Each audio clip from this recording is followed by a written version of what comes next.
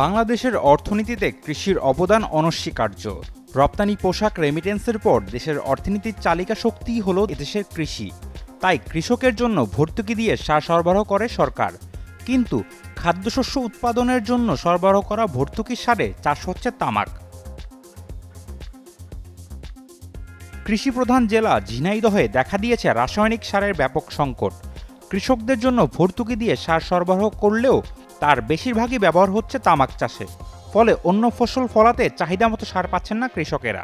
তামাক চাষের জন্য তো আমাদের ধানের সমস্যা আছে। ধানের এখন সার ঘাটতি, সবকিছু পাওয়া যাচ্ছে না ঠিক মতো। এদিক সেদিক করে আমাদের এখন বর্তমান তো মেলা ঘাটতি পুরো রয়েছে আর কি। এটা তো সমস্যা সবারই, এটা তো একার সমস্যা নাই। এটা তামাকের জন্য তো মাঠে প্রচুর লস হচ্ছে।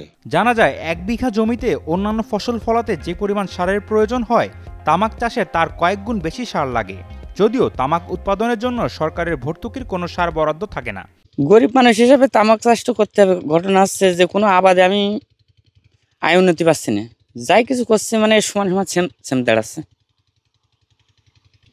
লাভবান চাষে 4 মাস 4.5 মাসের আবাদ, এটা সম্পূর্ণ তামাক কোম্পানি বহন করে, টাকা পয়সা লাগে না।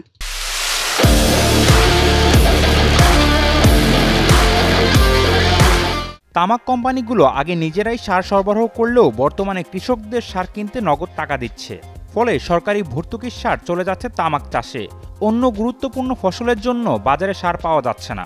অপরদিকে ঝিনাইদহ জেলার 6 উপজেলাতে কত হেক্টর জমিতে তামাক চাষ হয়েছে সেটার সঠিক তথ্য নেই কৃষি বিভাগের কাছে।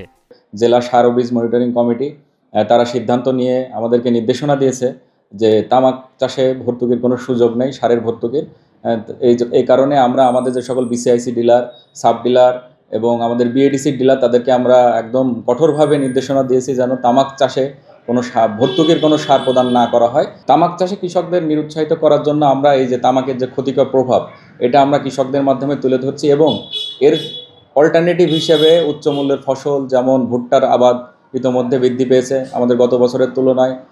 এবছর ভুট্টার আবাদ বৃদ্ধি পেয়েছে এবং ভুট্টা একটি উচ্চমূল্যের ফসল। সাথে সাথে অন্যান্য যে সকল ফসল উচ্চমূল্যের, সেগুলো আবাদ করার জন্য তামাক চাষ ব্যতি রেখে আমরা কৃষকদের পরামর্শ দিয়ে যাচ্ছি। স্থানীয় কৃষকদের দাবি, খুব দ্রুতই সার সংকটের সমাধান করতে হবে প্রশাসনকে।